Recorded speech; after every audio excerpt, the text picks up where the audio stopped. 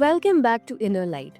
I'm your host, Anya, and today we are getting into the holy trinity of feeling like a functional human: meditation, exercise, nutrition, and gratitude. Yes, I know that's four, but honestly, if one of them is missing, the whole vibe collapses like a cheap chair at a wedding. Because here's the truth nobody wants you to say aloud. We keep trying to think our way into peace while our body is underslept, undermoved, overcaffeinated, and running on vibes and deadlines. Today is about building a lifestyle that actually supports your nervous system, your focus, and your energy, like in a way that works for real people with real schedules. My guest today is John Cousins, founder of MBA ASAP, and he's basically on a mission to break the education as a luxury business model. John calls out how the elite degrees can turn ambitious people into conformists, and why skill building should be faster, cheaper, and actually useful. What I love is that his whole lens is practical: less theory, more mental models, more results. And that same no fluff energy translates beautifully into how we approach habits, not as motivational quotes, as systems. So, alright, John, let's get into it. Oh, thank you, Anya. It's a pleasure. Pleasure to be here. And thank you for the Yeah, introduction. absolutely. So, John, meditation is everywhere now. But people still say, I can't quiet my mind. What do you say to someone who thinks meditation means having zero thoughts? Yeah, I think that's a very good point that people uh, want. You you start to meditate and you want to quiet your mind and really just sort of. I think it's about more creating a little bit of distance between in a meta cognitive way or something where you can actually uh, create some distance between yourself and your thoughts so that you can watch your thoughts go by and understand that you're really not just your thoughts and you don't have to be buffeted around by your mood and by the thoughts. You can actually see, oh, I'm thinking this thought. That doesn't necessarily mean that it's true, and I can evaluate it. And or now I'm feeling kind of angry or something. That doesn't mean I have to go out and just start expressing all kinds of anger, or I'm not feeling so satisfied right now. And you could start to interrogate yourself in those ways. I think meditation is just such a wonderful tool for trying to quiet your mind, but also quieting your body and getting quiet enough in your mind, the chatter that continues to go on, so that you can actually listen to those very soft voices within yourself that are kind of so important. I think they give us direction of what we should uh, try to pursue and what actually is of value to us. And sometimes because, as you said, we're over caffeinated, we're running around, and we just don't. There's so much noise in our life that we forget to really listen to ourselves and what's really important to us. Yes, 100%. And what's the simplest entry level meditation you'd recommend for someone who has like 2 minutes and a chaotic brain? Well, yeah, for meditation, if you don't, if people don't have enough time, if they think, oh, I just don't have time to sit down and it's uncomfortable to sort of sit with ourselves. Blaise Pascal, the great theologian and philosopher, said, the problem with people is that they just can't sit patiently in a white room, just by themselves. uh, we have to find distractions and things. And there's that old saying that if you don't think you have 20 minutes to meditate, you really need 2 hours. And I think that's a really good point that we have to, you know, make that time for ourselves. And, instead of saying, oh, gee, I have all these errands to run, I have to do this and I have to do that, I have this deadline for work, I don't have time to sit down and just keep quiet for 20 minutes. And then, like you said, when we do sit down to meditate, a lot of times, at first, I found for me, your mind never turns off. It'll keep chattering away and telling you things, and I think, oh, I must not be doing it right because my mind's still, coming up with things and I end up following a thought. And that's what it really is. It's a practice of you sit and then some sort of thought comes and you unconsciously basically follow that stream for a second. Then you're like, oh, I need to come back to my center. And it's that coming back to the center through breathing and just, coming back to yourself. That's the practice is sort of not that you're, um, going to never have those thoughts that sort of, lead you away for a minute as you think about, oh, I have to go to the grocery store and get some milk or something. Um, that once you realize, oh, I'm actually on a daydreaming thread, I have to come back to the present moment and really start to, to center myself again. And it's that continual practice and not being harsh on yourself. It's all about being kind to yourself too, and just be able to bring yourself back and just rely on deep breathing and sort of focus on the breath. And if you just once you start to do that, I think for me, I do it every day. Uh, then you start to feel really comfortable with that time of just quieting yourself and listening to yourself. And I found that that makes me much more productive too. Maybe ironically, but after I'm done meditating and I've done it. Then I can sit down and actually do some really conscious work and not be just doing busy work or something, but focused work that's like, this is a very important task that I need to do to move things forward a little bit. And all the other things that I could be doing that seem like they're quite urgent, but they're not really important.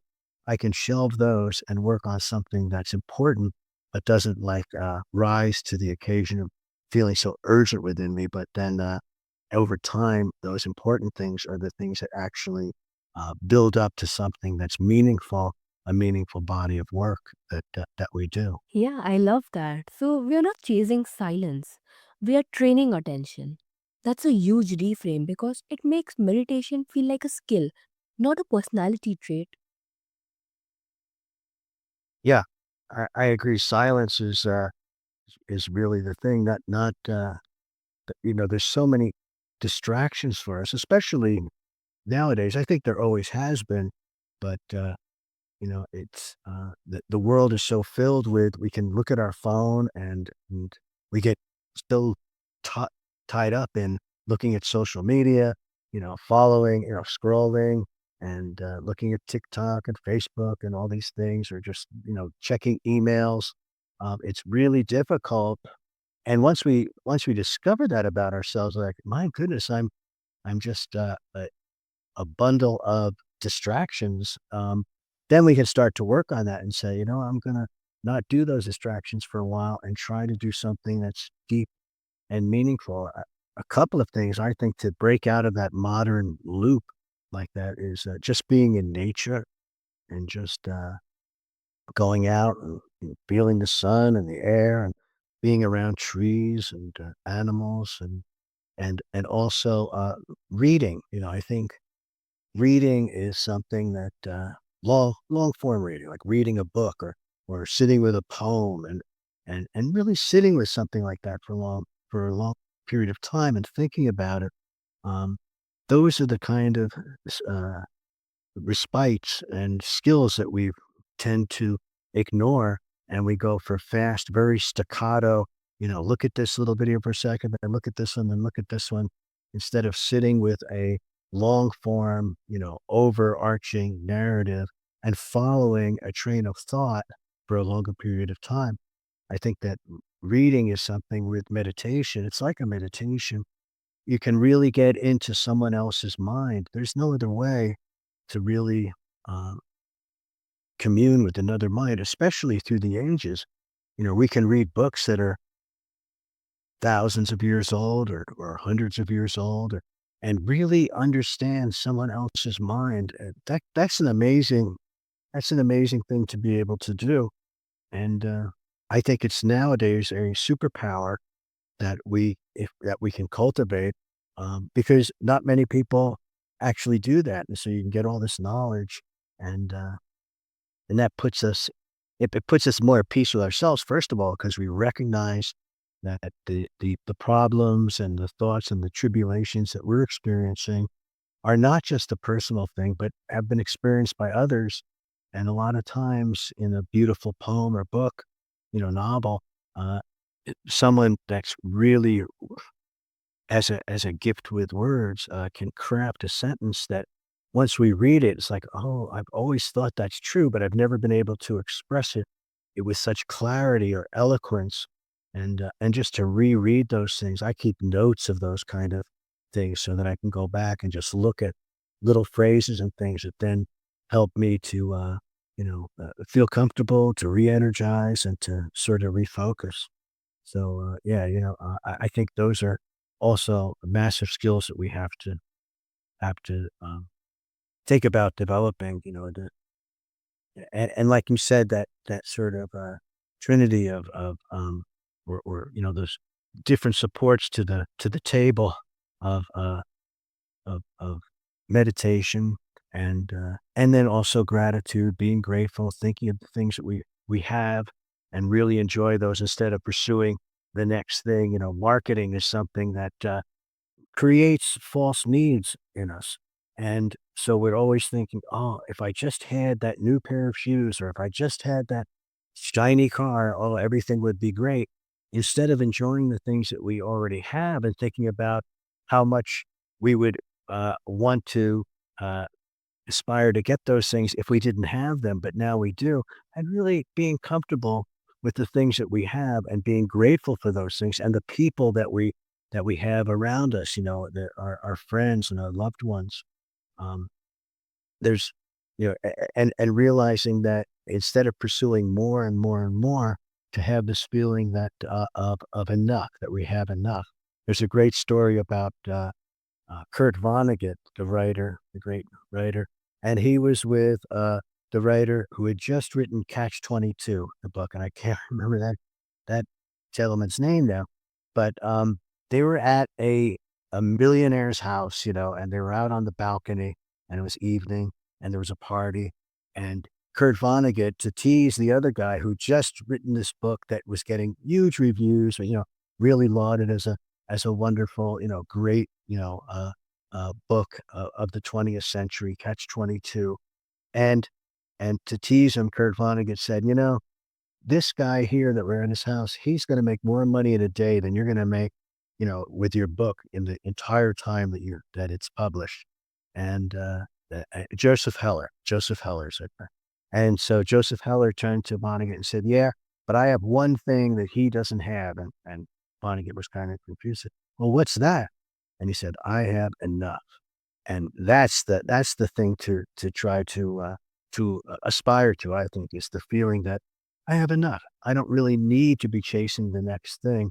I have enough right here with what I have, whatever that is. It's just, especially with meditation, it's all about trying to be in the moment, trying to be in the here and now, not worry about the future and not try to have too much remorse and regret about the past, but to actually sit in this moment right now. And when you do that, we start to realize that, wow, right now, this moment is perfect. It's absolutely perfect. And that's why just breathing and staying in the moment for a second, it's like, you know, uh, we really need nothing more. The world is providing everything we need right now. Gravity's holding us in place and cradling us, and we have air to breathe, and things are wonderful. And we don't really need to think of ourselves as always on a treadmill, racing to acquire the next thing. So that's what capitalist society certainly wants us to do, and it's wonderful they have all these choices and things to help us and entertain us, and but when marketing and all tries to just create false needs that then we think, oh, we have to have that before we can be happy, that can be a trap that we get into. So gratitude is so important, like you said, and then also you talked about exercise and nutrition, and those are also very important parts of living a good, happy life. Um, with nutrition, times I find myself, get kind of bogged down in the minutia of it. And, oh, I need to.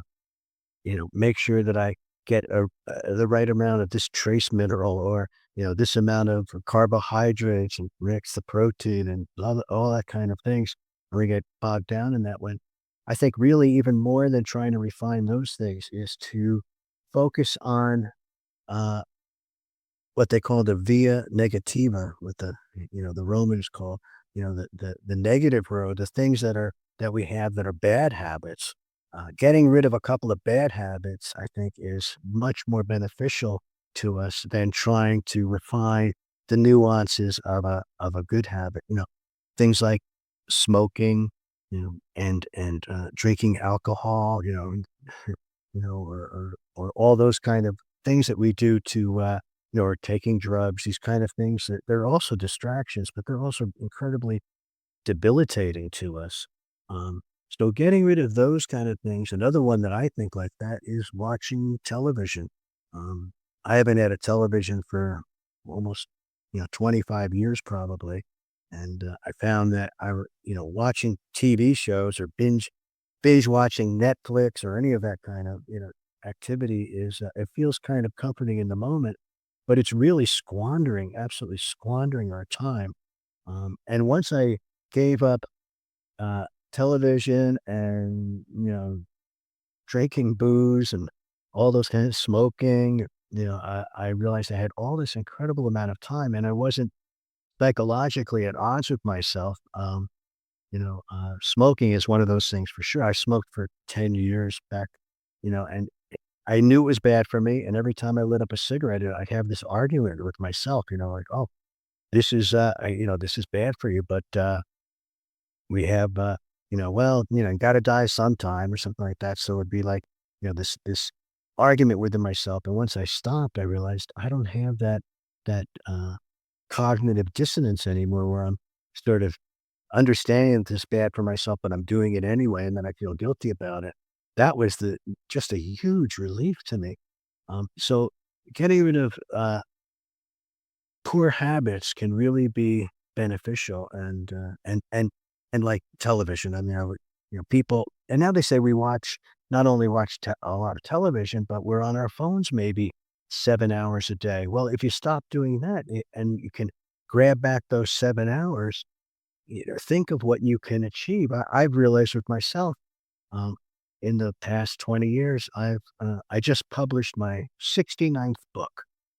So, and people say, how can you write 69 books? That's just unbelievable. It's not that hard to do if you, instead of sitting down and, watching a couple of half-hour TV shows, if you sit down at your computer and start typing out your thoughts, that adds up day after day, to a book-length manuscript in maybe, 60 days or so. So it doesn't really take too long to write books.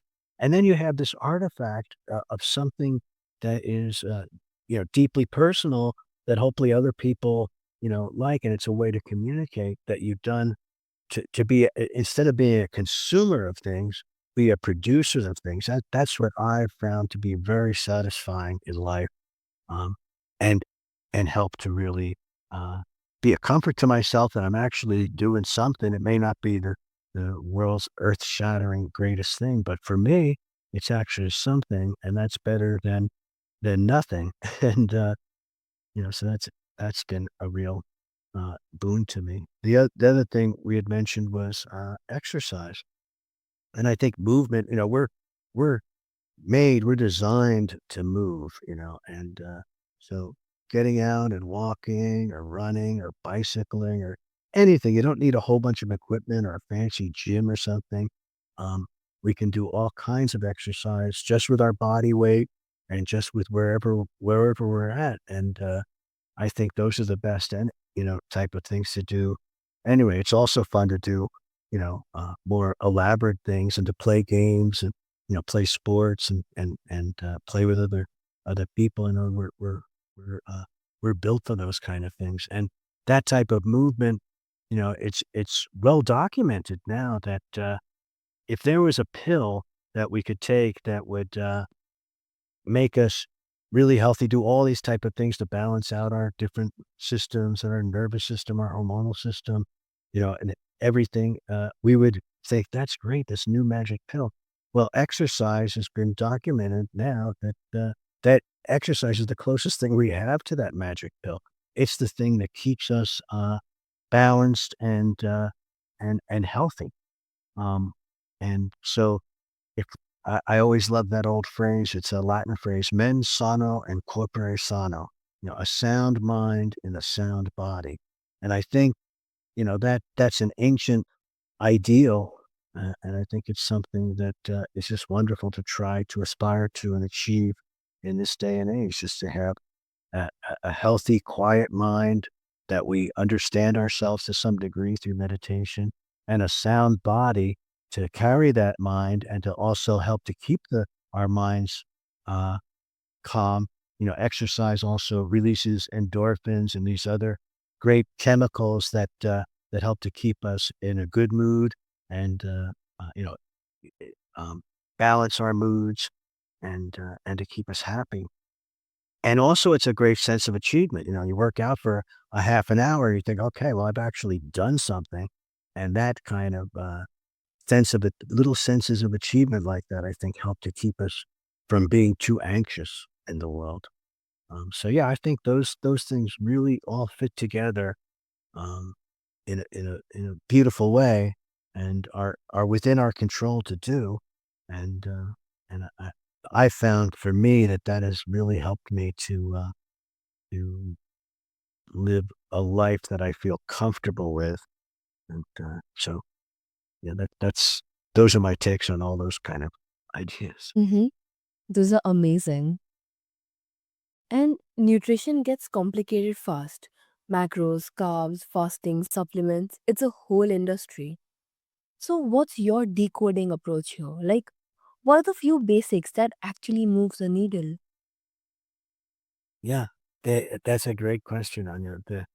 You're right. It is a whole industry, and different, and everybody has lots of people will come up with a new secret way to achieve the benefits of health through nutrition or exercise, but quickly. We want immediate gratification. So here's a way to do it in 10 days or whatever it is.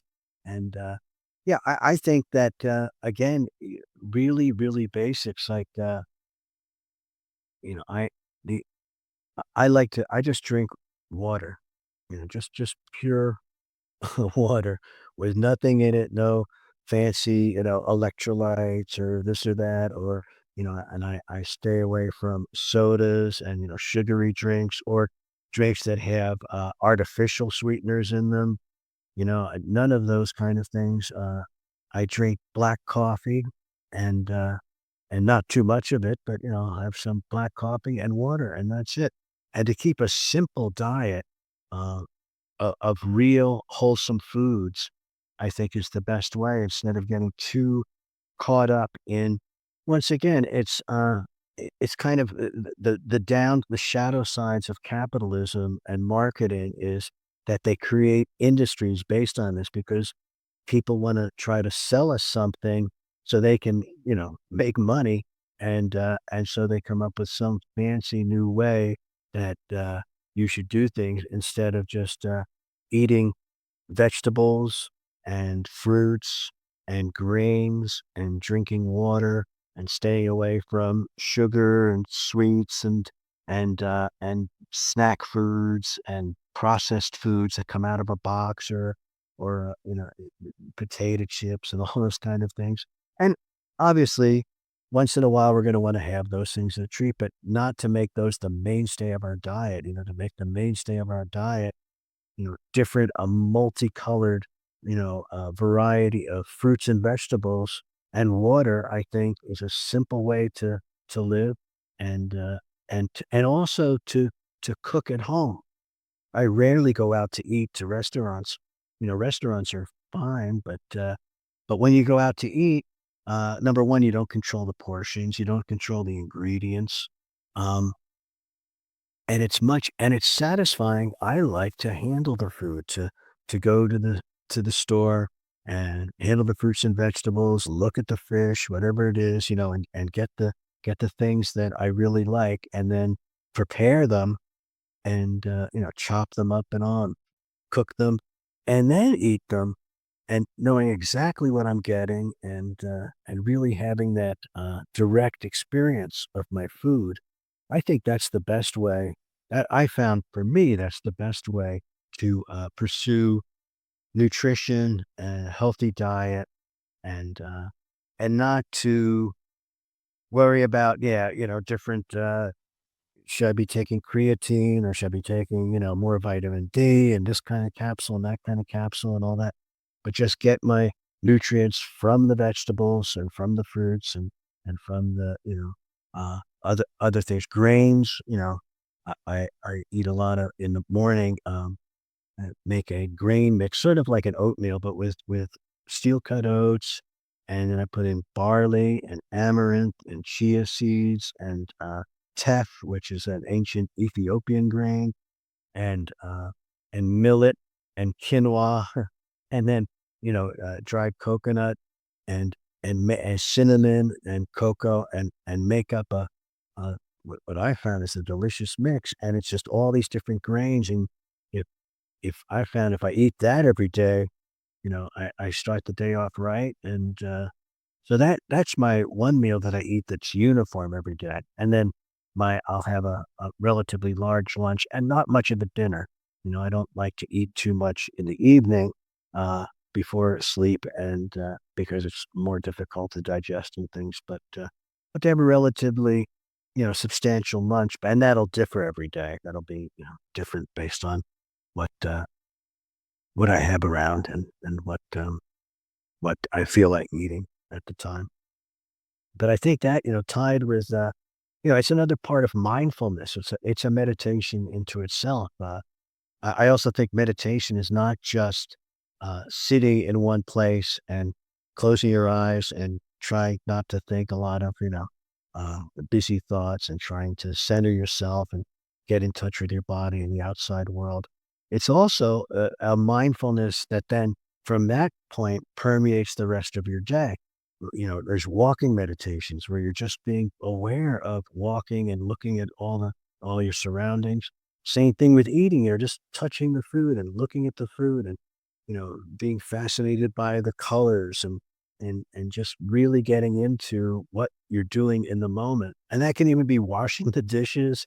That's a whole, Zen thing is, chop wood, carry water. The simplest tasks, if we're mindful about them and pay attention to them, they're beautiful things. And I think that, I try to bring that type of mindfulness to everything I do, so that whatever I'm doing in the moment, I'm not thinking about something else or what the next task is, but trying to give that task, its little moment of sacredness too, and to do a good job with it, especially the simple things, that we tend to daydream through or sleepwalk through, to really be aware of them, I found is, it's just a beautiful way to realize, wow, the world is a magical place, and it's just awaiting us for our senses to get sharper to understand and to realize how beautiful it can be. Mm-hmm. Yes, definitely. And John, how can listeners reach out to you? Oh, thanks, Anya. Yeah, well, through my, as you said in the introduction, and thank you, I have a business. What I've been trying to do is basically, use the technical tools of today to revolutionize the ability to for education, especially education in business. So I have a company called MBA ASAP, and that's Master of Business Administration. It's the master's degree for business. ASAP as soon as possible, just distill down all the different ideas um, and that I've learned over time. I've I'm the founder of 15 companies, and I took 2 of them public and ran them on the, as companies listed on the stock market, for 15 years as a CFO and CEO. And all those kind of ideas that I learned, I distill down and deliver through, video, and books. And through my website, www.mba-asap.com. Uh, there's an email list there, and that's the best place to get a hold of me. And you just sign up for the email list, and then just email me. And any things I love to talk to everybody that reaches out to me. So yeah, I hope people reach out to me and talk to me, and I really appreciate the opportunity to share with you, Anya. Thank you. Yes, it was a pleasure. And listeners, before you bounce, here's your mini challenge for the next 24 hours. Keep it stupid simple. 2 minutes of quiet breathing or a quick guided meditation. 10 minutes of movement. What counts? Don't be weird about it. Add one real food upgrade. More protein, more water, or one extra veggie. And write one sentence of gratitude that's honest. Not shiny, honest. Then ask yourself, do I feel even 5% more steady? That 5% is your inner light showing up. Build from there. And John, thank you for bringing both the business brain and the human heart into this conversation. And to everyone listening, if this episode gave you a nugget you can actually use, share it with a friend who's been running on empty. You never know who needs a reset. This is Anya on Inner Light, reminding you your habits aren't homework, they're how you protect your peace. Catch you in the next one.